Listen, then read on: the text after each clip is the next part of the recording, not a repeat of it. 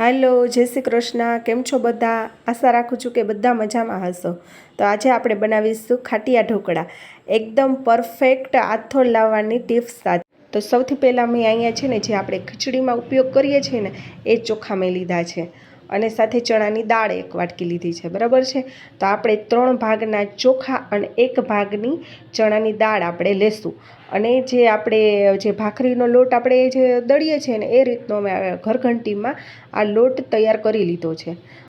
હવે આપણે અહીંયા એલ્યુમિનિયમનું જે આપણે તપેલું કહી છીએ અથવા તો ટીનનું જે તપેલું કહી છે ને એ તપેલામાં આપણે આથો નાખવાનો છે.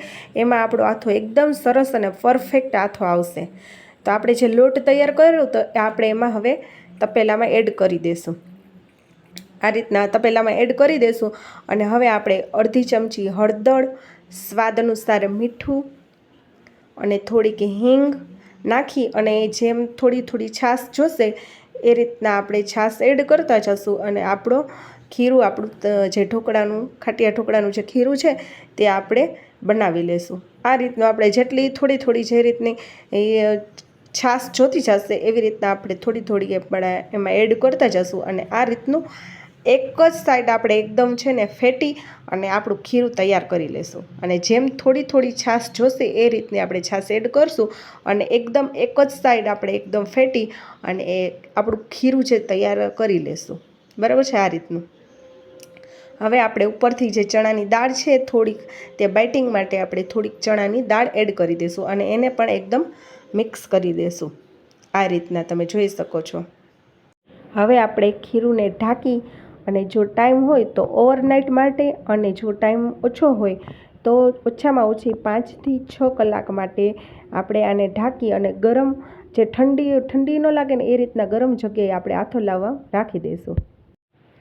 તો હવે તમે જોઈ શકો છો કે 6 થી 7 કલાક મેં આથો રાખ્યો હતો અને આપણો એકદમ સરસ આથો તૈયાર થઈ ગયો છે. તો હવે આપણે એક ગેસ ચાલુ કરી અને આપણે એક જે ઢોકળિયું જે આપણે તમારી પાસે જે અવેલેબલ હોય, મારી પાસે આ છે એટલે મેં આનો ઉપયોગ કર્યો છે.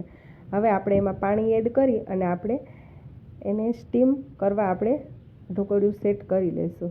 આ રીતના પાણી એડ કરી અને ઉપર જારી મૂકી અને આપણું ઢોકળિયું આપણે સ્ટીમ માટે સેટ કરી લઈશું. હવે આપણે જે આથો આવી ગયેલું ખીરું છે આપણે તેમાં ખાવાનું જે સોડા છે એને એડ કરી અને આપણે એક જ સાઈડ એકદમ ફેટી લઈશું એકદમ આ રીતના, જેથી કરી અને એમાં હવાના કણ ભરાઈ જાય અને એકદમ આપણે ઢોકળા એકદમ ફૂલે. હવે મેં અહીંયા છે ને ઢોકળિયાની પ્લેટ લઈ લીધી છે અને તેલથી એને ગ્રીસ કરી લીધું છે. આ રીતના પ્લેટ તૈયાર કરી લીધી છે. હવે આપણે આમાં ખીરું એડ કરશું, બરાબર છે, થોડુંક, એટલે જેથી આપણા ઢોકળા સરસ ફૂલે. આ રીતના હવે ઉપરથી આપણે છે ને લાલ મરચું પાવડર એડ કરી દઈશું. આ રીતના તમે જોઈ શકો છો કે આ રીતના મેં તૈયાર કરી લીધું છે. એવી રીતના આપણે બીજી પણ પ્લેટ એકદમ ખીરું નાખી અને તૈયાર કરી લઈશું. આ રીતના હવે મારી પાસે અહીંયા ઢોકળિયાની વાટકી પણ છે, એમાં પણ હું થોડાક ઢોકળા મૂકીશ. આ રીતના અડધી વાટકી ભરી અને ઉપરથી આપણે લાલ મરચું પાવડર એડ કરી હવે આપણે ઢોકળિયામાં વાટકી અને જે પ્લેટ તૈયાર કરી હતી તે આપણે સ્ટીમ કરવા માટે ઢોકળિયામાં રાખી દઈશું અને 10 થી 15 મિનિટ માટે આપણે સ્ટીમ થવા દઈશું ઢોકળા. હવે આપણા ઢોકળા તૈયાર થઈ ગયા છે. તો આપણે છે ને તે ચાકુની મદદથી આપણે છે ને તેને જોઈ લઈશું કે બરાબર આપણા સ્ટીમ થઈ ગયા છે ઢોકળા. તો આ રીતના આપણા ઢોકળા એકદમ સ્ટીમ થઈને એકદમ સરસ તૈયાર થઈ ગયા છે. હવે આપણે ચાકુની મદદથી આપણે એના સરસ પીસ કરી લઈશું. આ રીતના તમે જોઈ શકો છો કે આપણા ઢોકળા એકદમ પરફેક્ટ અને ફૂલી અને એકદમ જાળીદાર તૈયાર થઈ ગયા છે. તમે જોઈ શકો છો એકદમ જાળીદાર અને પોચા તૈયાર થયા છે આપણા ઢોકળા. હવે એવી જ રીતના જે આપણે જે વાટકીમાં ઢોકળા રાખ્યા હતા એ પણ આપણે કાઢી લેશું અને એ પણ એકદમ સરસ જાળીદાર અને પોચા થયા છે ઢોકળા આપણા.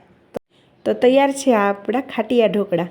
તમે પણ જો આ રીતના ખીરું તૈયાર કરશો તો તમારો પણ આથો એકદમ સરસ આવશે અને તમારા ઢોકળા પણ એકદમ જાળીદાર અને પોચા થશે.